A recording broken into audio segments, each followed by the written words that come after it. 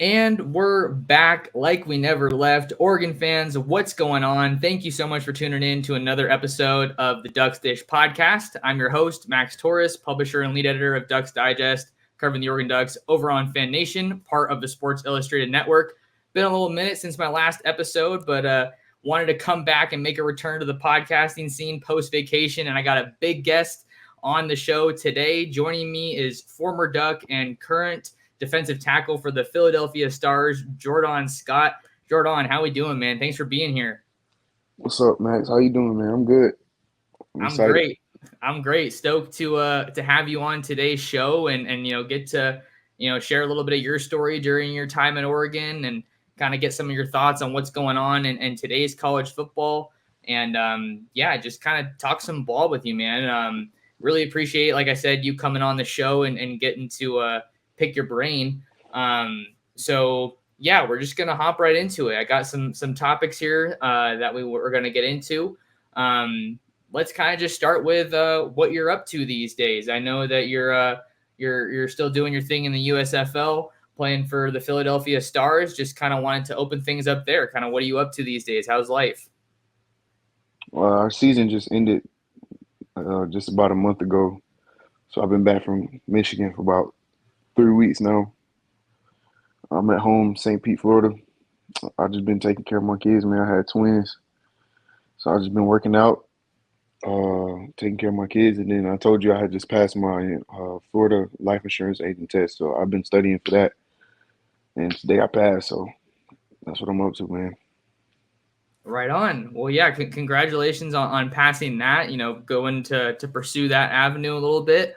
What was it Appreciate it. kind of like, kind of getting into that field, studying while having a football career, and then we'll obviously get to your family a little bit more later, but that's a lot to juggle for anybody.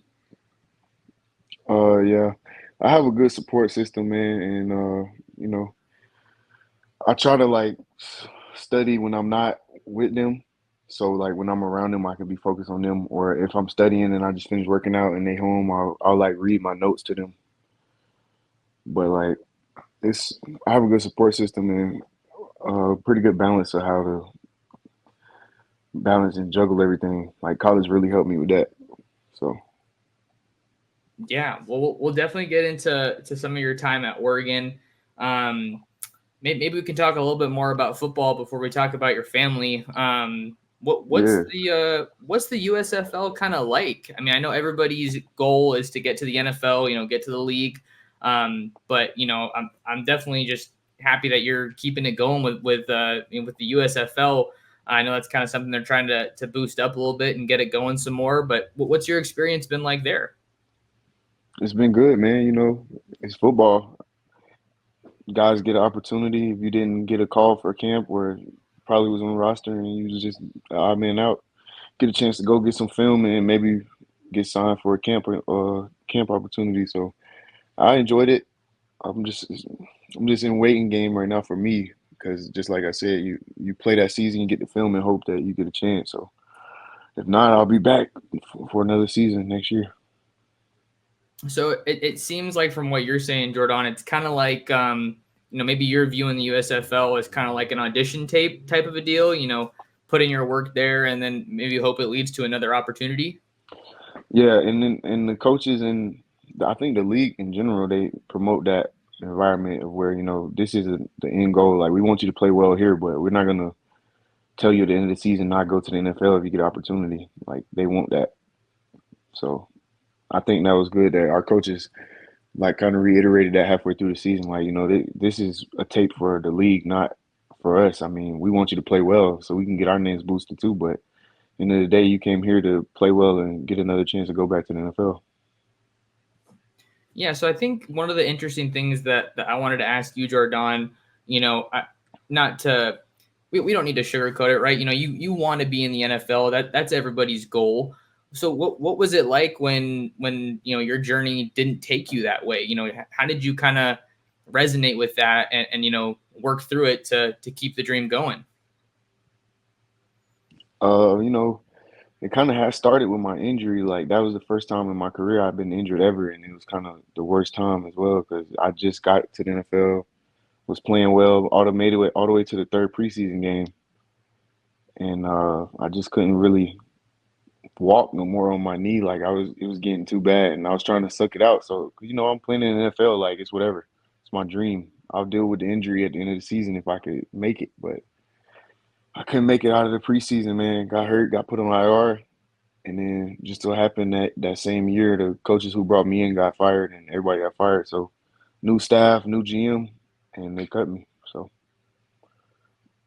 it's like real life, man. You just gotta, I was depressed for a little bit, but you bounce back and you go into the lab and work harder.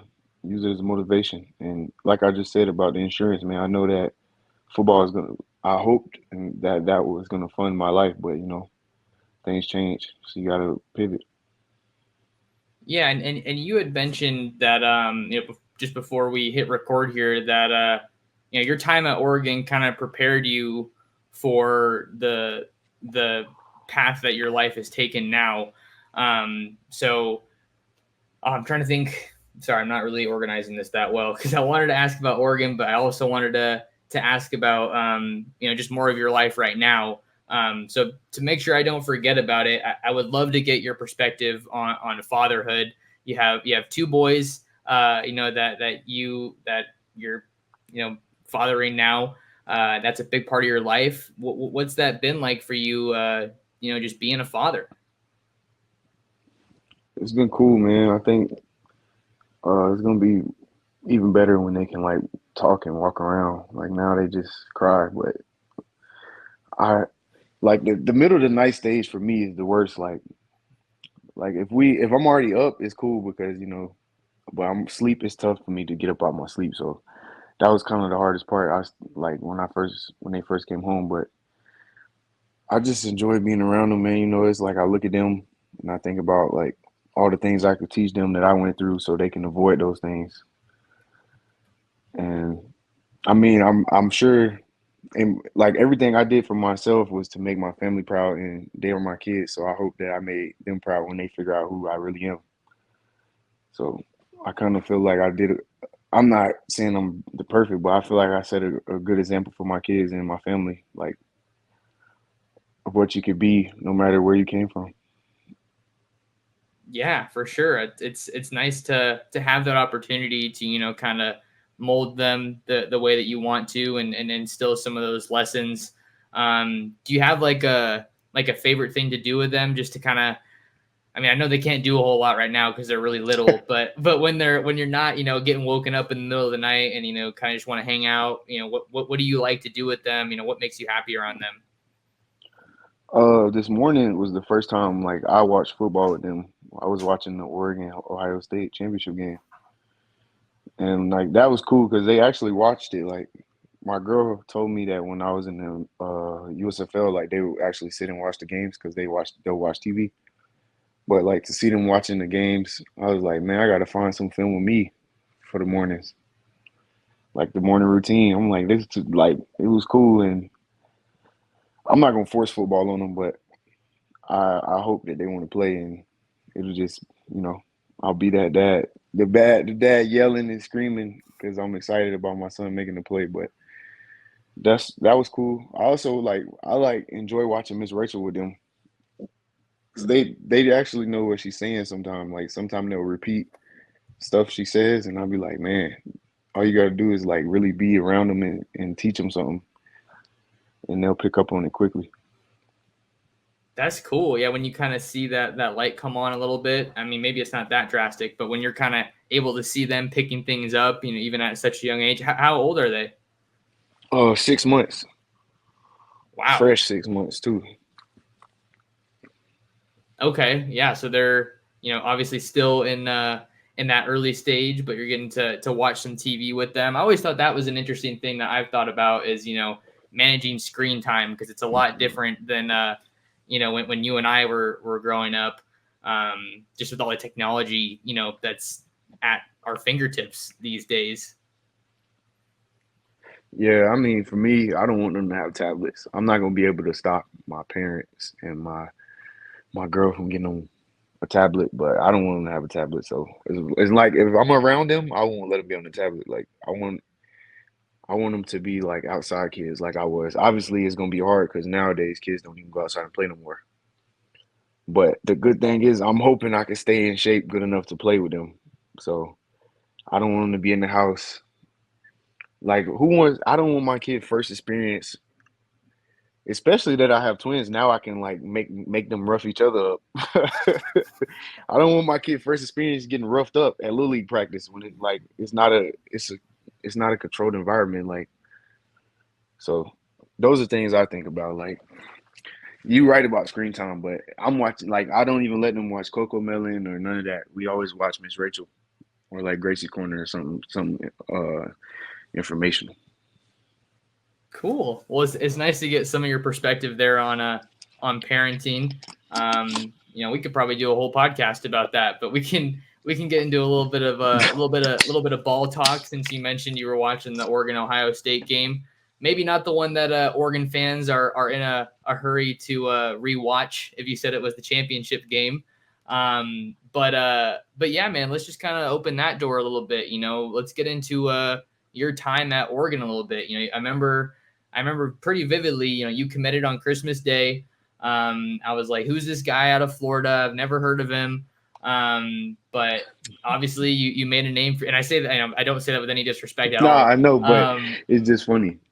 But yeah, you went on to make a name for yourself at Oregon as, one of the better interior defensive linemen that they've seen in recent years. So I'd love to just kind of open that up a little bit, just talking about maybe some lessons learned from your time at Oregon or, anything that comes to mind for you there.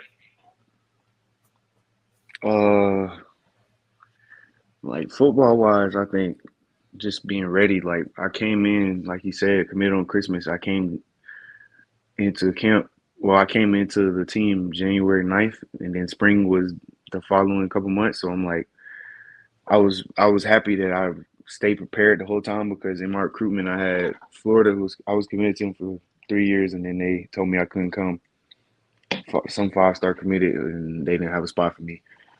So I'm an early grad, and it's already December when they told me this, so I had to find a school quickly. But luckily, Coach Taggart and Coach Levitt got there together, and I had a good relationship with both of them. So I ended up at Oregon, and in that whole little time between the Florida thing and getting there, I was working out so hard. Like that was my motivation. Like I want to get there and play. Like I want to show not even in Florida, but just my mom and my family. Like I'm good at football just because they told me I can't come here. Don't mean I'm not gonna be good wherever I go.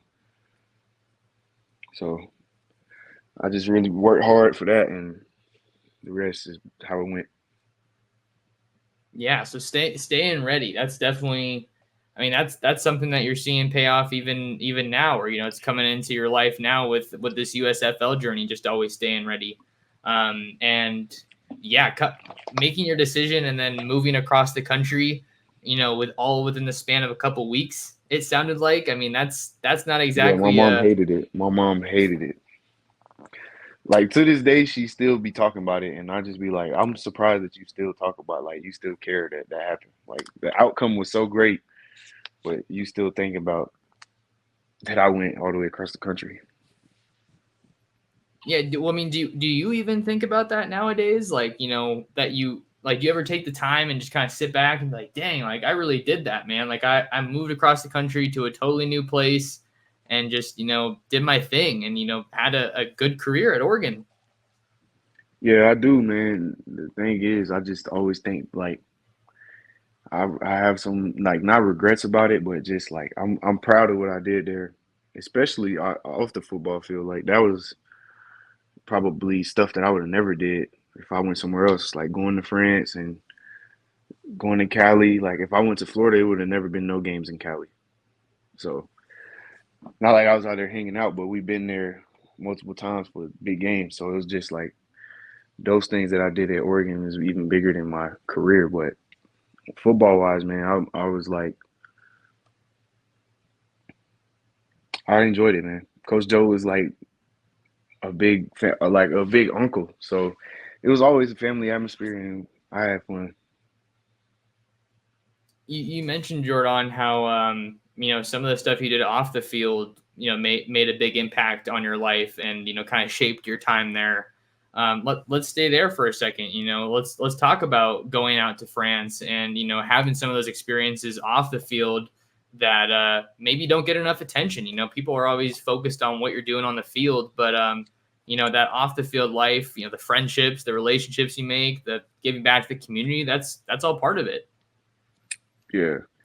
So I was just about to say, like, I met some people out there that I will talk to for the rest of my life, like DeVale, just to name a few. Not I'm like leaving people out, but DeVale just recently helped me. Like my Instagram and my Facebook got hacked, and I hit DeVale up and he helped me out.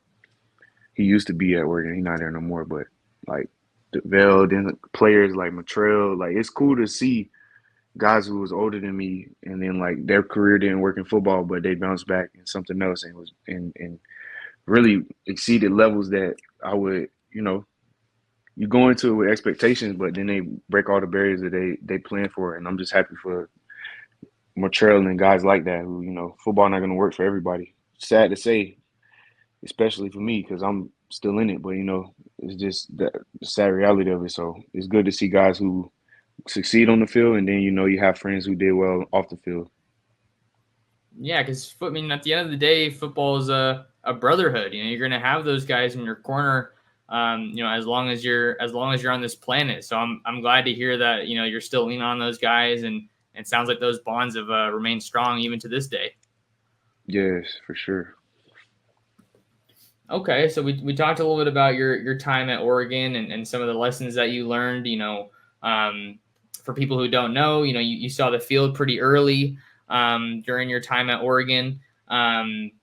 And I'm just curious now to kind of venture down this road of examining some of the differences between Oregon when you were there and Oregon now under Dan Lanning, because I correct me if I'm wrong, I believe you've been able to go back, since Lanning was hired, and kind of get a little bit of a feel for the program. So that's kind of what I wanted to ask you is just, what do you think about where the program is at now versus when you were there? I'm actually like happy about where it's at just because like when Cristobal left and the note he left on, like he did a good job with the players he left and how he played when he was there. But I'm saying like when he left, I was worried about it because I'm like, man, this is my school. And at the time I'm in the NFL, and these people like the players take that serious, like your alma mater, they take it serious in the locker room. So it's kind of funny because I always thought they did, but it was cool to see that players actually be on each other about the school they went to. So, all right, we had a little technical difficulties, but we're back now. We got Jordon. So just to pick back up where we were at, just was asking you about what you think about the direction of Oregon football and where the program's at now. I think it's heading in a great direction, man. I was worried about the way it was going to be after Cristobal left because, he left abruptly, and the note we left, we lost to the same team like 3 times. So I was worried, but, Coach Dan Lanning came in, and I was on the Twitter when the spaces first came out. I was listening to all the spaces, like all the rumors about Lanning. I'm like, I'm all for it. I like defensive coaches. At least you know what you're going to get. So, since then, man, recruiting's been going crazy. I've been there, but I haven't got to talk to him yet because I don't want to just run up on him. Like every time I've seen him so far, he's been talking to the players. So I don't want to run up on him while he's giving his players speech or nothing. But once I get to talk to him, I'm excited to meet him. But I think it's going in a great direction. This season gonna tell us a lot about where we're gonna be in the future. I believe in Bo Nix and the gang, so we're gonna find out.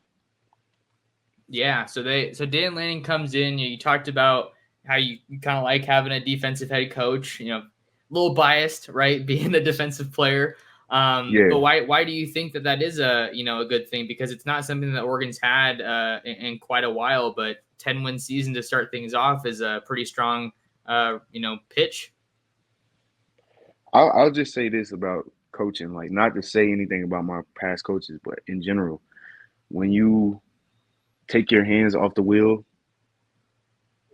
like you delegate stuff to people so they can do it. So if you take your hands completely off the wheel of the offense, then the offensive coordinator gets to do whatever they want. Like whatever their scheme is, that'll be what they're doing.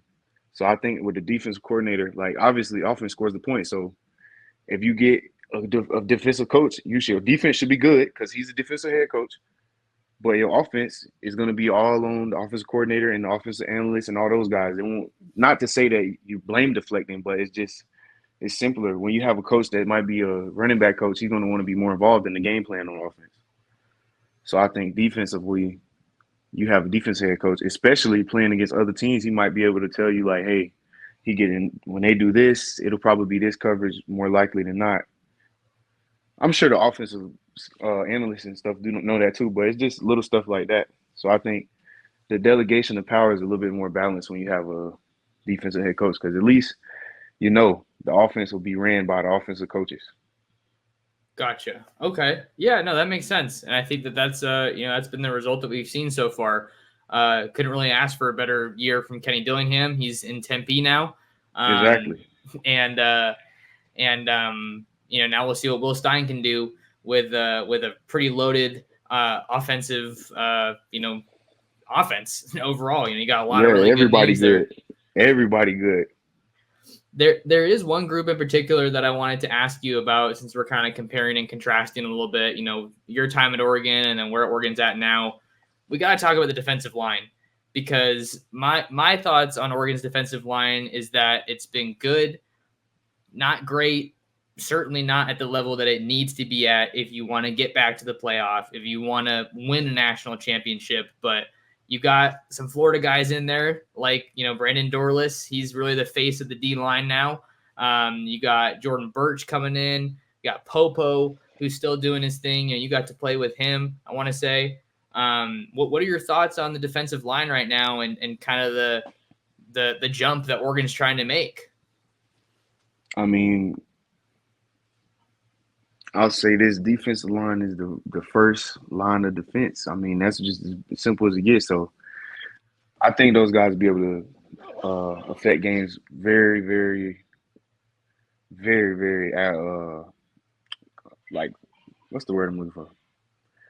Early and often in every game, because I think the scheme will be a little bit different this season too. Not that I know any inside information, but I think the body types they're getting is different than the body types they had last season.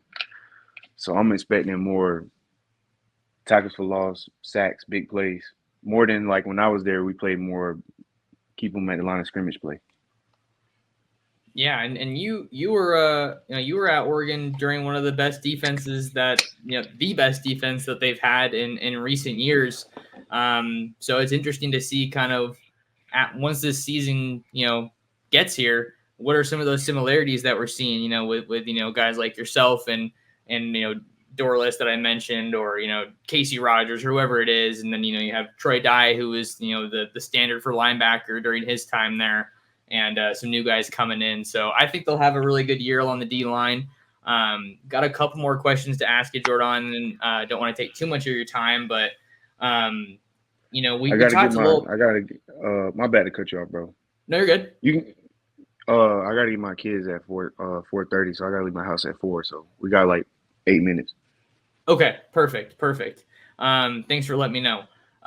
So yeah, we talked a little bit about the recruiting process for you, but man, it has changed. Like, feels like night and day just since you were in college. It's very complicated. There's a lot of factors at play nowadays, but what do you think about just where recruiting's at right now with NIL and the portal and coaches moving? I mean, there's so much going on. Definitely a loaded question, but I think that'd be a fun area to kind of wind down here. I think, like you said, man, you said coaches moving, and that's what it's always been. The coaches had maneuverability, and the players were stuck or had to wait a year, or it was kind of frowned upon before the portal actually opened up. So it's kind of like now everybody got free movement. And I think NIL is good. I mean, you're making money for the university. Now, I'm not going to say that it's good for every team in every aspect, because some teams probably got players who are not as good as the players getting the most money. So you feel me? Some players are getting a lot of money but ain't producing, or probably don't even play, because that's like the thing with the NIL. People getting money without playing based off of expectations. So, but I mean, in terms of me being a player, I think it's great. Like, I would have loved to get some of that money while I was there. I feel like I put my body on the line, so we should get the money. I mean, the coach is getting paid, and they can leave after a year. They can leave in the middle of the season. So Yeah. that's how I feel about that. Yeah, and I definitely see where you're coming from with the NIL. I mean, it seems like it only makes sense that it's, part of the game now, especially because, stuff was going on under the table at, I was schools about to across. say, Max, be honest with yourself. People been getting paid. Now that it's everybody getting paid, it's a problem. Mhm. But that's just how it goes. But that's why I don't think it's that big of a deal. People been getting paid, allegedly or not. They've been getting paid. So does it really matter?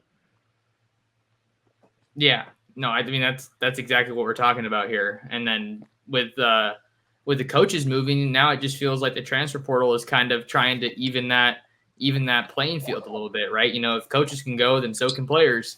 But it is wild to see just how much movement we have, and now you're seeing guys hit the portal, and then sometimes they can't find a home again, and it's Yeah. kind of tough to see the game take that turn. The thing about the portal, and I even had some friends who were in a situation where it was either portal or stay at the school they were at. And that was one of the main things that we talked about was like, it's no guarantee that you're going to get a chance somewhere else. At least where you at, you got a guaranteed scholarship. You're going to get your stipend, everything good. Now you get in the portal, you don't get nothing. You can't go back to the school. They probably don't want you back now. So it's just like, I think the portal is good though, because if you think you that valuable, then you're going to see what the real world thinks of you. Because outside of college, bro, there's nowhere else where we kind of get that. That's the last barrier before adulthood. So it kind of makes it like real life, especially in terms of football. If you become a free agent and nobody picks you up, then that lets you know your value. Yeah, it's a tough in that regard, it's a tough, way to learn that lesson. But it is, Exactly. if you think you're that valuable, like you're saying, then go bet on yourself. But yeah, it's a crazy time in college football now. Well, I don't want to rush you out of here, Jordon, but I know you got things to do. Just any last remarks that you had, whether it be Oregon football overall, or anything you just wanted to share about what you got going on? Nah, man. The biggest thing I'll say is, like, I'm not even gonna talk about anything special, but the guys on the team who don't make the big plays but play, and they're out there for a reason. So, because I was one of those guys, I'm not gonna say that I was the best player because I don't have the stats to back it up. But if you play with me or you play with a guy like me, those guys. You need team like on a team, you need guys like that. So those guys matter, man. Even though they ain't making a bunch of plays, but when they do, you see the whole team celebrate because they know this guy is the reason for the defense working, or this play a linebacker made a play is because nose guard was taking on double team. All that stuff matters. It's not flashy, not exciting, but it matters. Yeah, gotta give praise to the guys who do the dirty work and don't always get the shine. And defensive line is definitely one of those positions, playing in the Offensive line too. interior. Even though I hate them, Yes. offensive line deserves a shout out too because at the same time, at least we get to rotate. They play the whole game. That's a good way to look at it for sure. Well, yeah, Jordon, that's all I had for you, man. Thank you so much for coming on. If you guys want to follow Jordon on Twitter, he's at fat_Mac34, former Duck. Really, really want to say thanks for coming on today, Jordon. If you guys want to find more of me, you can follow me on Twitter at mtorresports and subscribe to my YouTube channel at Oregon Football Max Torres. But that's all we got for this episode. Thank you guys so much for tuning in to another episode of the Ducks Dish Podcast.